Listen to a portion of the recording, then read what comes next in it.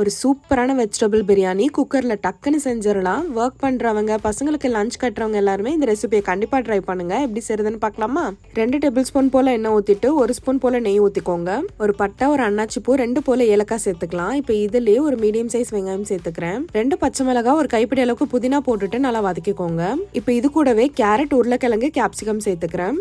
எல்லாத்தையும் நல்லா வதக்கிக்கோங்க. இப்போ இதுல 1 ஸ்பூன் அளவுக்கு இஞ்சி பூண்டு பேஸ்ட் சேர்த்து அதையுமே பச்சை வாசனை போற வரைக்கும் வதக்கிக்கலாம். 1 ஸ்பூன் போல வெறும் மிளகாய் தூள், 1/2 ஸ்பூன் போல கரம் மசாலா சேர்த்து பச்சை வாசனை போற வரைக்கும் வதக்கிக்கலாம். இப்போ ஒரு மீடியம் சைஸ் தக்காளி சேர்த்து நல்லா வதக்கிட்டு இதுல நான் கொஞ்சம் பட்டாணியும் சோயா சங்க்ஸும் சேர்த்துக்கிறேன். எல்லாத்தையும் 1 நிமிஷம் போல நல்லா வதக்கிட்டு நான் 1 கிளாஸ் அளவுக்கு சீரக சம்பா அரிசியை 1 மணி நேரம் ஊற வச்சிருக்கேன். அது சேர்த்துக்கலாம். இப்போ அரிசி எடுத்திருந்த அதே கிளாஸ் அளவுல 2 கிளாஸ் அளவுக்கு நான் தண்ணி ஊத்திக்கிறேன். இப்போ சாதத்துக்கு தேவையான அளவுக்கு உப்பு போட்டுட்டு குக்கரை க்ளோஸ் பண்ணிடலாம். ஒரு 2 விசில் வந்துட்டு பிரஷர் ஃபுல்லா போனதும் ஓபன் பண்ணிக்கோங்க. அவ்வளவுதாங்க, மணக்க மணக்க ஒரு சூப்பரான வெஜிடபிள் பிரியாணி ரெடி. கண்டிப்பா ட்ரை பண்ணுங்க. மறக்காம நம்ம சேனலை சப்ஸ்கிரைப் பண்ணிக்கோங்க. பாய்.